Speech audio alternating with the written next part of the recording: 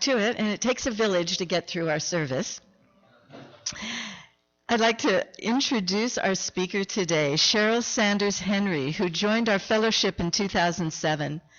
After being raised in the Southern Baptist Church, Cheryl migrated to the United Methodist Church as soon as she could drive herself to services. It wasn't until she found the Unitarian Universalism, though, that she felt truly at home in a church. Cheryl retired from a career in training and organizational development and lives with her husband, Red, and dogs in Galveston Bay. The program today is Liberal Religion 102, Introduction to Universalism by Reverend Mike Thompson and read by Cheryl Sanders Henry.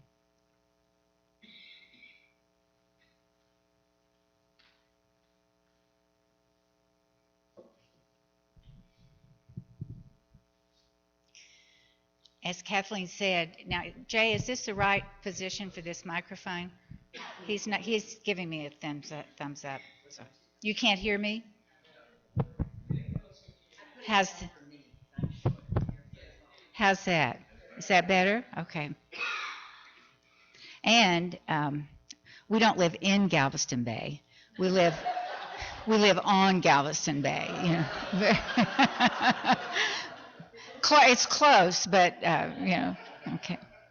As Kathleen said, I'll be reading another sermon by Reverend Mike Thompson, and this is a follow-up to the sermon that Madeline read a few weeks ago, which was an introduction to Unitarianism, and this one is an introduction to Universalism.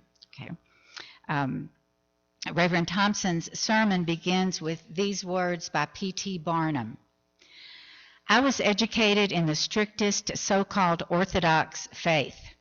When I was from 10 to 14 years of age, I attended prayer meetings where I could almost feel the burning waves and smell the sulfurous fumes. I remember the shrieks and groans of suffering children and parents and even aged grandparents. I would return to my home and with the utmost sincerity ask God to take me out of the world if he would only save me from hell.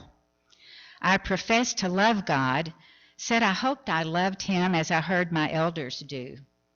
Necessarily, before this seething sulfurous sea flame, my love must have been similar to the love a woman would feel to a tyrant who, with a loaded pistol pointed at her heart, bade her love him or die. Eventually, I grew to know that true love cannot be forced.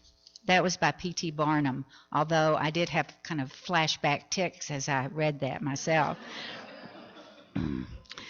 Today's message is a sequel to the earlier sermon. If you were present for that one, and these are Reverend Thompson's words, if you were present for that one, I want to thank you for coming back to hear part 2. The purpose of this 2-part series is to provide an introduction to Unitarian Universalism for newcomers, but it's also good for the rest of us to re-examine our religious roots now and then.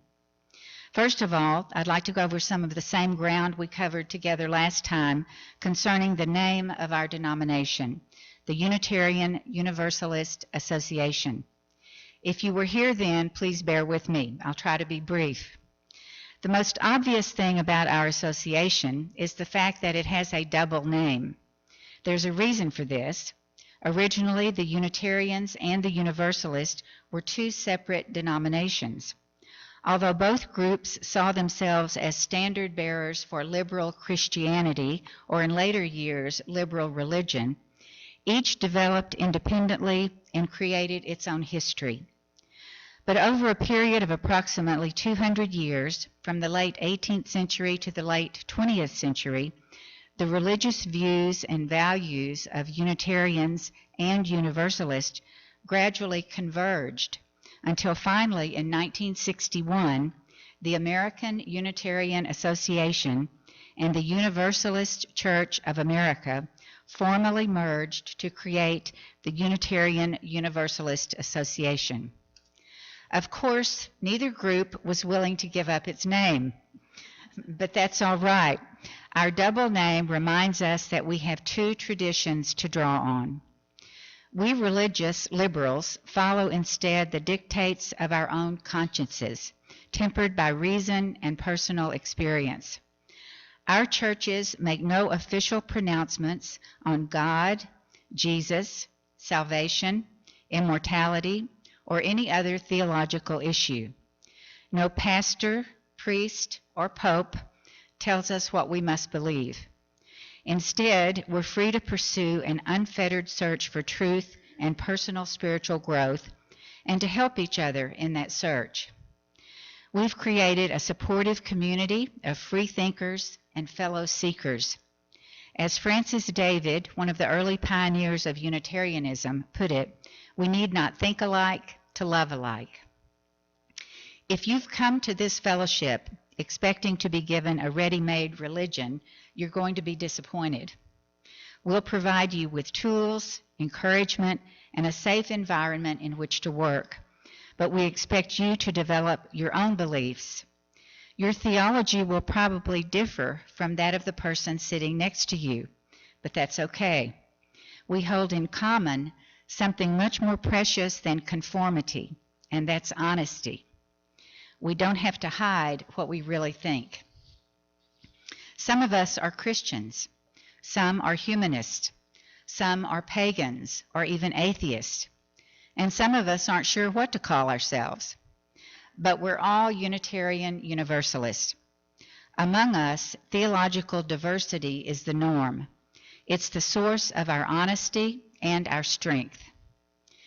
But when a newcomer asks not, what do you as an individual believe, but what do you believe, how should we reply? The last time I spoke with you, I passed along a short list of 3 beliefs that we can use as a response, drawn from our Unitarian heritage.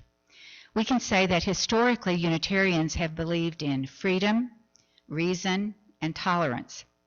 Of course, our religion is a growing, changing, evolving faith, so the specific theological position encompassed by those terms, freedom, reason, and tolerance, have shifted considerably with the passage of time. For example, our forebears, Unitarians and Universalists alike, proudly thought of themselves as Protestant Christians. But today, people who identify themselves as Christians are a minority in our denomination. Today, however, I'd like for us to put Unitarianism aside for a while and focus on our Universalist heritage. And I have 3 more beliefs to share with you based on the Universalist approach to life and religion that you can use as responses to the question, what do you believe? They're drawn from the preaching of the early Universalist minister John Murray, who said this, "Go out into the highways and byways of America. Give the people something of your new voice. You may possess only a small light, but uncover it. Let it shine. Use it in order to bring more light and understanding to the hearts and minds of men and women. Give them not hell, but hope and courage. Do not push them deeper into their theological despair, but preach the kindness and everlasting love of God." These 3 principles, hope, courage, and the love of God, have been guiding stars of Universalism for over 200 years. Those of you who were here last time when we discussed the traditional Unitarian values of freedom, reason, and tolerance may have gotten the impression that ours is a religion for well-educated intellectuals only, and that everyone in our churches is a high-powered thinker. Well, 'tain't so. We balance the cool Unitarian demand for religion that satisfies the mind with a warm Universalist insistence that we address the needs of the human heart.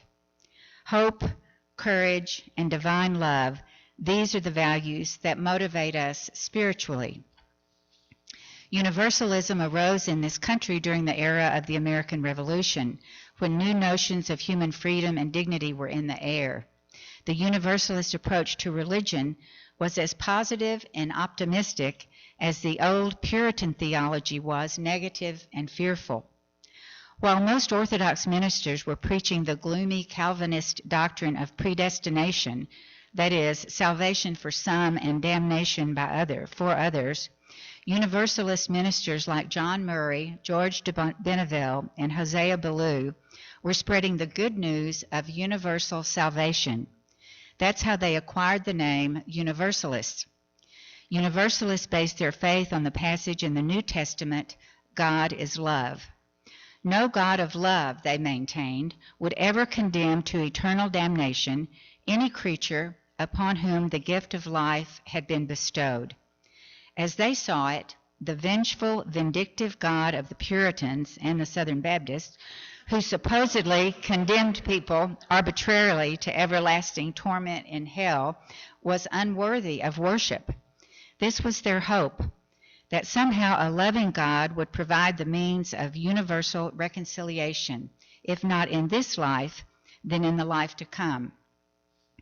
All souls would eventually be brought into harmony with the divine. In honor of this hope, a number of UU churches throughout the country today are called All Souls Universalist Church, Unitarian Universalist Church.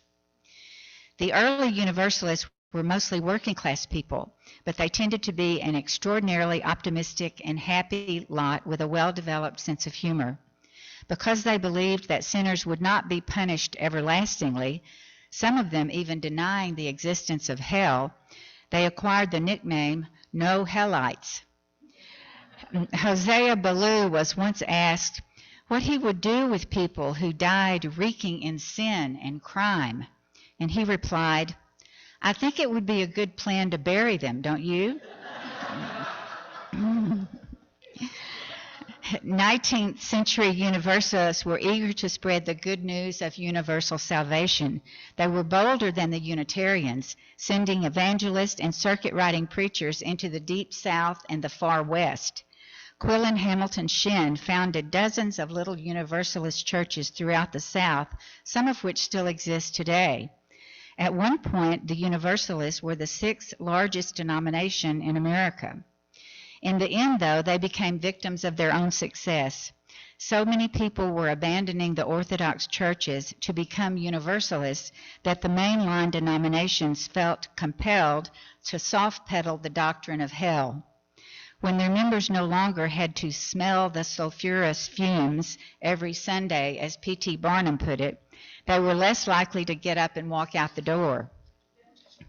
However, with the rising tide of Christian fundamentalism in our country today, the time may be right for a Universalist revival. A recent survey by U.S. News and World Report found that 60% of Americans believe in the existence of hell. However, only 4% thought that they themselves would end up there. I guess most of these people haven't heard that our Universalist ancestors closed the place down 200 years ago. Of course, present-day Unitarian Universalists speculate very little, if at all, on the subject of life after death. One of our mottos is, one life at a time. Scottish poet Robert Burns probably summarized our attitude toward an afterlife best when he said, all my fears and cares are of this world. If there is another, an honest person has nothing to fear from it. The pessimistic purveyors of the doctrine of damnation have always reacted to the preaching of universal salvation with extreme vexation. The early Universalist minister John Murray had a habit of enraging the Orthodox wherever he went. The story is told of how one Sunday, while he was preaching in Boston, a stone came crashing through one of the church windows, narrowly missing his head. Murray picked up the rock and, lifting it high, proclaimed, "This argument is solid and weighty, but it is neither reasonable nor convincing. Not all the stones in Boston, except they stop my breath, shall shut my mouth." Which brings us to the second great Universalist principle, courage. Universalists like John Murray certainly had the courage of their convictions. The sources of their courage were, of course, their belief in God's love and their hopeful attitude toward the future. But they were not Pollyannas, constantly engaging in wishful thinking. They were also realists who understood that this world has more than its share of evil, pain, and suffering. They were familiar with broken promises, devastated dreams, and soul-shaking losses. Yet Universalists have always faced the human condition with courage. We know, as heirs to the Universalist heritage, that human beings will never find perfect fulfillment or complete contentment in life's journey, but we continue to move ahead. Our courage sustains us. Universalism declares that holiness and happiness are attainable only by bravely facing the worst, by dealing directly with despair. We know that we inhabit a world that's largely beyond our control, even beyond our comprehension. But we're not afraid to look life straight in the eye and to do whatever we can to help each other. There's a long and proud Universalist tradition of political activism on behalf of the powerless and downtrodden. The abolition of slavery, the emancipation of women, the establishment of public education, the battles against disease and poverty. Universalists played leading roles in all these causes and more. Universalism has never been a passive religion, but always an active one. It lets God take care of the life to come, if there is one, while calling on us to make the world a better place for all who dwell in it. In 1921, Universalist L.B. Fisher wrote this: Universalists are often asked to tell where they stand. The only true answer to give to this question is that we do not stand at all, we move. And that, my friends, takes courage. Our theology of hope inspires us with the courage to resist evil. Although we don't always prevail, we should never cease, in the words of St. Paul, to be content with wickedness in high places. The third great principle of Universalism is belief in a loving God. On the subject of God, modern Unitarian Universalists tend to be agnostic, whether we like that word or not. In our opinion, the jury is still out. We don't insist or even pretend to know for sure that God exists. I'm waiting for lightning. Okay. Still a little Baptist in the background. Okay. But with the exception of a few sprinkled here and there in our congregations, we're not anti-God. We try to keep an open mind on this question, as we do on all matters of religion. When you ask a UU if they believe in God, the answer you will probably receive is, which God? In other words, which of the many different concepts of God do you have in mind? We do share, however, a pretty clear consensus that God and Jesus Christ are not one and the same. I think most of us could agree with Harry Emerson Fosdick, one of the great preachers of the early 20th century, who, by the way, was neither a Universalist nor a Unitarian. Fosdick said this: better to believe in no God than to believe in a cruel God, a tribal God, a sectarian God. Belief in God is one of the most dangerous beliefs a person can cherish. If the God a person believes in is small and mean, the more intensely he holds his belief and cultivates it, the smaller and meaner he will be. Some of the people who do not believe in God at all are more merciful, truth-loving, and just than are some who do. Historically, though, Universalism has always been a religion of overwhelming confidence in the goodness of love of God. This is not something you can prove with your head, but instead it's something you feel with your heart. The source of the early Universalist hope and courage was their conviction that when all is said and done, the universe is a friendly place. The very fact that we're alive means that each of us is a recipient of God's love, and our duty is to use the life we've been given to pass on this divine love to all our brothers and sisters who hunger for healing and assurance. Universalism has been called the biggest word in the English language. It originally referred to the concept of universal salvation, the belief that all human beings would eventually be reconciled to a loving God and that no one would be damned for eternity. For some of us today, it still carries that meaning. Yet just as the term Unitarian has expanded over the years in recognition of the interconnectedness and ultimate unity of all that exists, so too the word Universalist has grown. Today, it signifies a theological approach that has the potential to accommodate many different peoples and beliefs, a religion with universal appeal.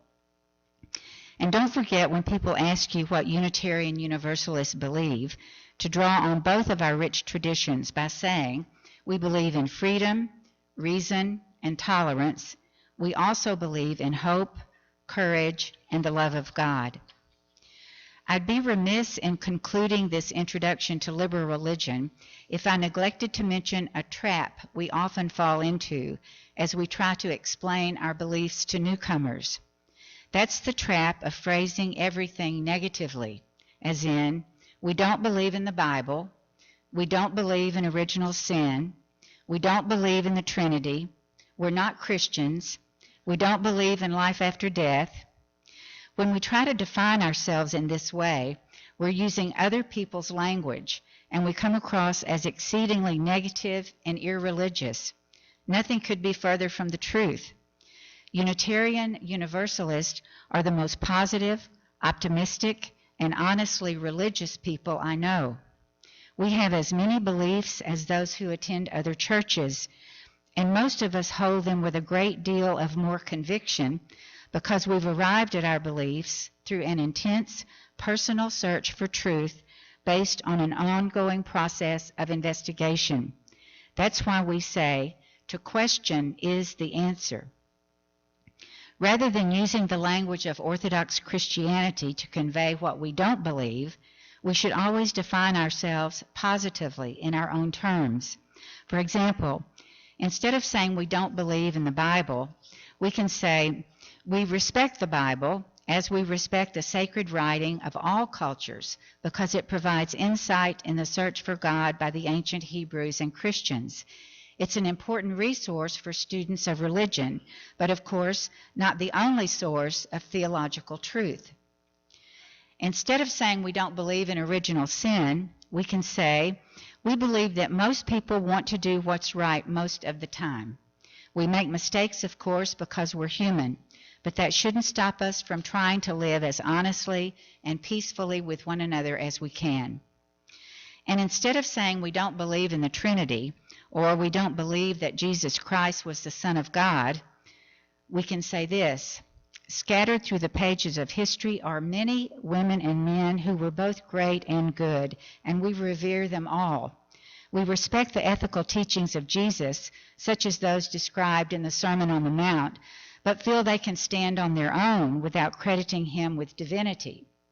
Of course, in another sense, all people can be considered children of God. Instead of saying we are not Christians, we can say we honor Jesus and his teachings. Unitarian Universalist roots lie in Protestant Christianity, and some of us still identify ourselves as Christians. And instead of saying we don't believe in life after death, or we don't believe in heaven and hell, we can say we believe that death is a natural occurrence that's part of the ongoing process of life on earth.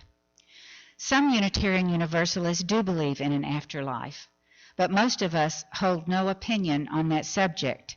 We'll just have to wait and see. We do agree, though, that in this world, heaven and hell are states of mind created by human beings. Hell exists wherever there is injustice, tyranny, and violence. Heaven exists wherever there is hope, courage, and love. I'd like to bring this sermon to a close with these words by Elizabeth Strong. Where the heart stirs, there moves Universalism. The center holds us within its transformative power of love. We know with a wholeness of spirit that God is love, that life is good, that people are created for goodness out of love, that in the final reckoning, all shall be one. When we hurt, when we are broken, when we become separated, let us seek the center which holds. Let us remember the goodness for which we were created. Let us be open to the transformative power of love that moves within the heart of life and be whole again. Amen, and blessed be.